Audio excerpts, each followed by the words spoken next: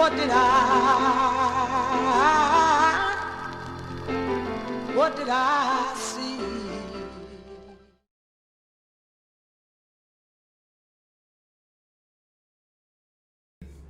When everybody heard about what happened to Rosa, there was no question that everybody resented it and was willing to engage in movement about it because she was that kind of person, sweet and gentle.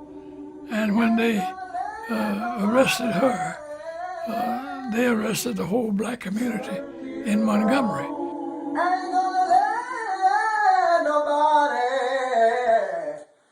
turn me around. I'm gonna keep on walking. I'm gonna talk marching up to freedom land.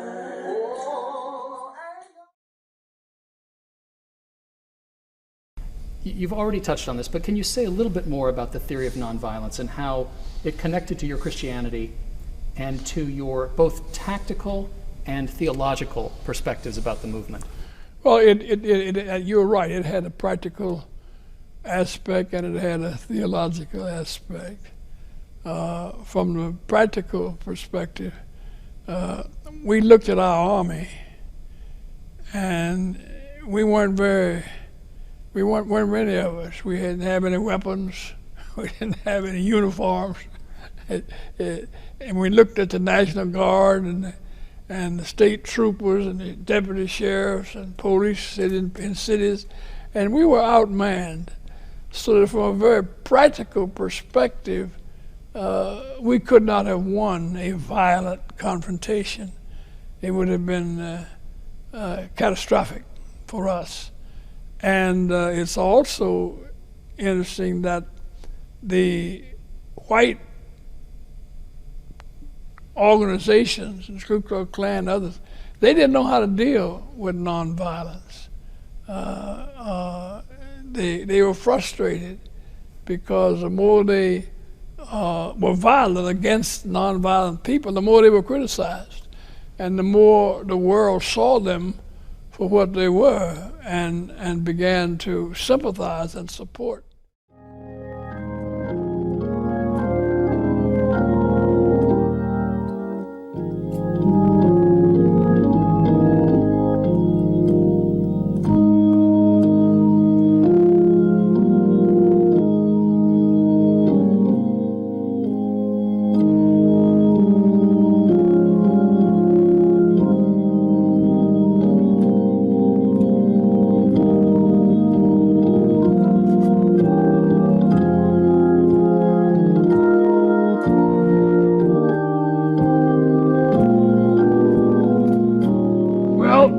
That had to be the moment beyond the 4 little girls, and that had to be the moment of moments.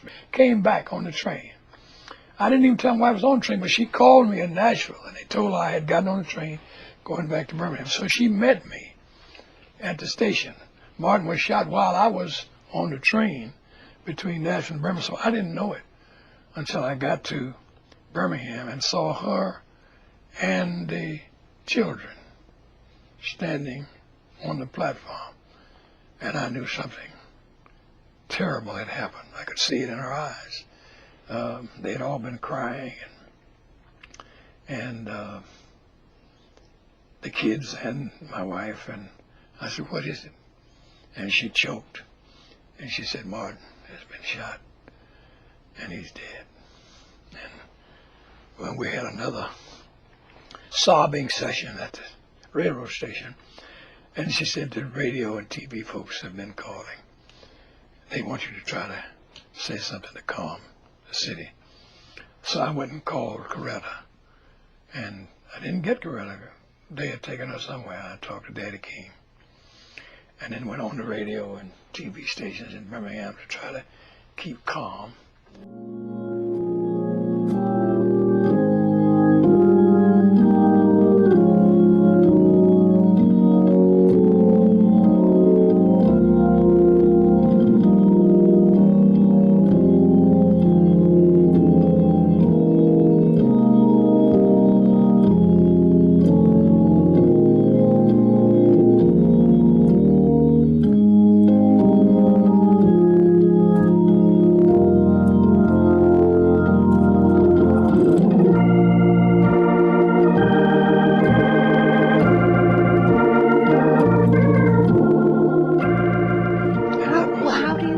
what to say at a time like that. Well, that's why it's important. You know, God moves in mysterious ways, His wonders to perform.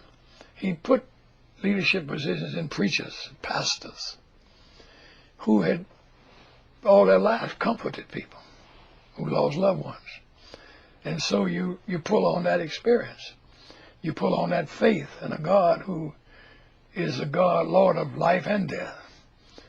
And so you say to people that we thank God for Martin, and in his memory, don't desecrate his ministry. Don't do anything that he wouldn't want us to do. He was a nonviolent leader. Let us not resort to violence in the name of the nonviolent.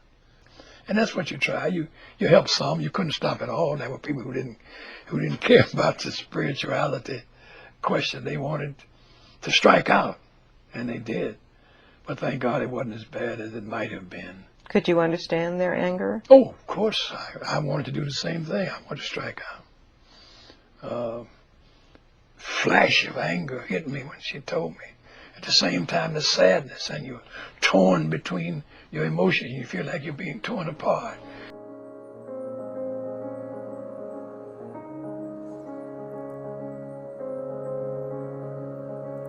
I'm still here trying to imagine how you mustered up the strength to go so far beyond the call. When I think of you bearing crosses of injustice, I thank you for breaking down dividing walls. You fought your fight through countless attacks, and when the mission was not easy, now we sing this song for you to give a little back, believing that the Lord, He's pleased and He's welcomed you with open arms. Enter in my joy, now come. You've done your best, now take your rest. Hear Him say to you, well done. Well, I think that's what Martin would have wanted us to do. To say, be calm and don't get mad, get smart. Let's register to vote. Let's keep the movement alive. Let's keep pushing and fighting for what we know to be right. That's the way you remember Martin. That's what disturbs me now sometimes about the birthday celebration, is that we get so wrapped up in sentimentality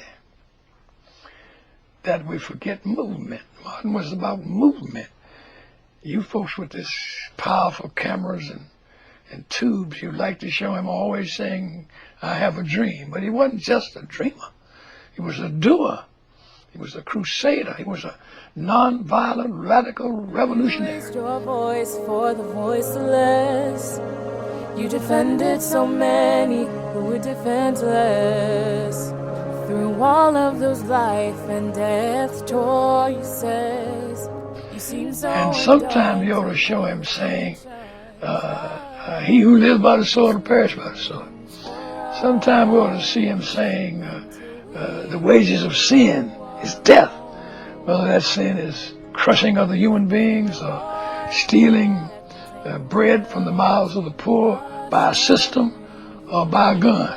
It's the wages of sin is death. Show him saying that neither capitalism nor communism holds the answer ultimately for man's well-being.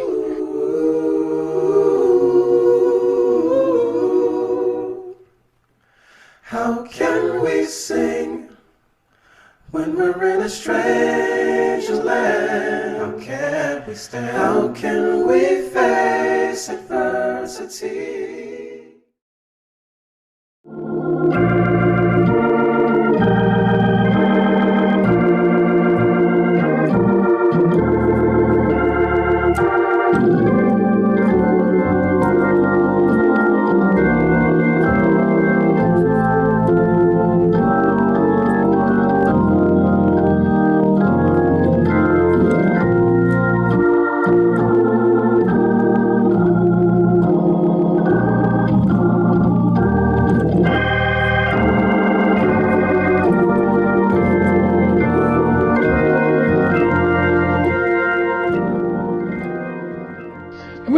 we don't show him in that light, but we don't want to deal with that message.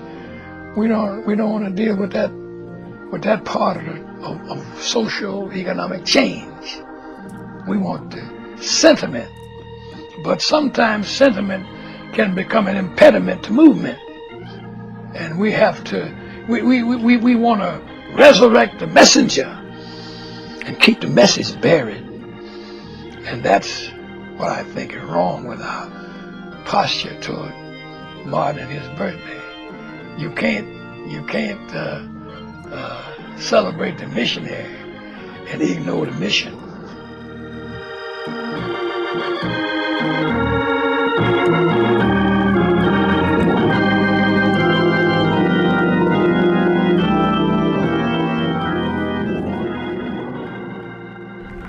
And now it's my privilege to introduce the Reverend Dr. Joseph E. Lowery to deliver the benediction. God of our weary years, God of our silent tears, Thou who hast brought us thus far along the way, Thou who hast by Thy might led us into the light, keep us forever in the path, we pray. Lest our feet stray from the places, our God, where we met Thee, lest our hearts drunk with the wine of the world, we forget Thee. Shadowed beneath Thy hand, may we forever stand, true to Thee, O God, and true to our native land. We truly give thanks for the glorious experience we've shared this day. We pray now, O Lord, for your blessing upon Thy servant, Barack Obama, the 44th President of these United States, his family, and his administration.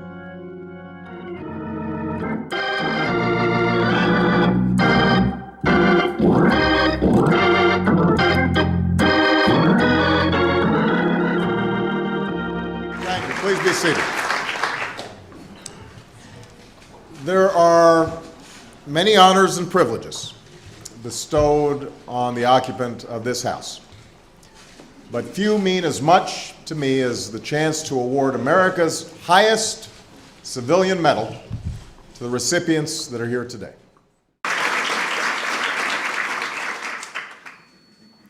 Reverend Joseph E. Lowery.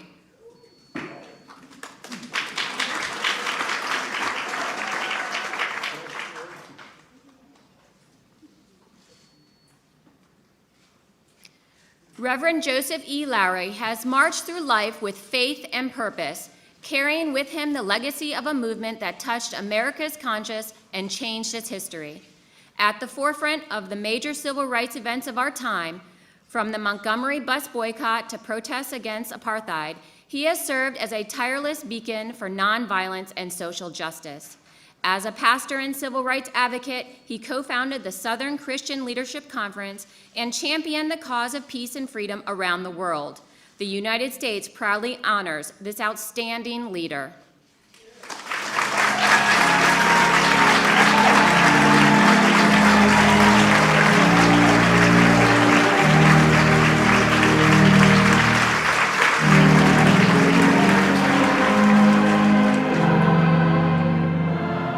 Faith does not shrink, though pressed by the flood of mortal ills. For we know that, Lord, you're able and you're willing to work through faithful leadership to restore stability, mend our brokenness.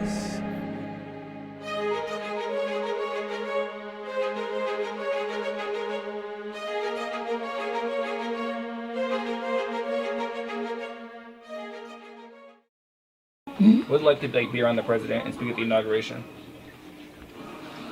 It was cold.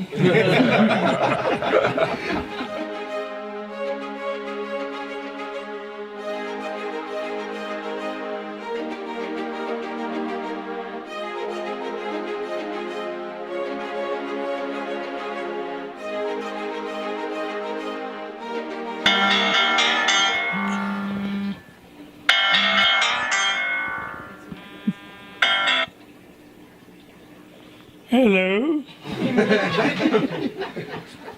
Hello? That's you, Barack?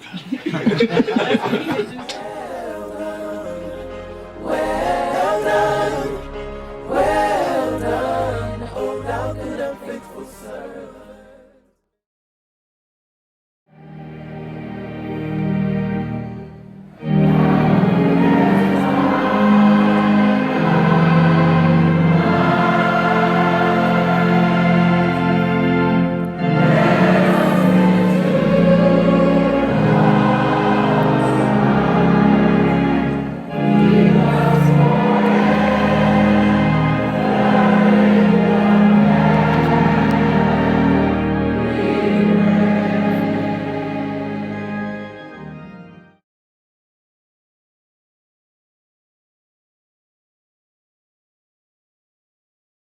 Good and faithful servant, well done. Good and faithful servant, well done. I call upon you today, let's don't stop with this ceremony. You must move from ceremony to sacrament. Sacramental honor means that never again can you let an election pass without getting up and casting your vote. Sacrament means that we must not tolerate homelessness and hunger in the midst of our community. Sacrament means well done, well done, well done. Lay down the heavy burdens. Well done, well done, well done. Good and faithful servant.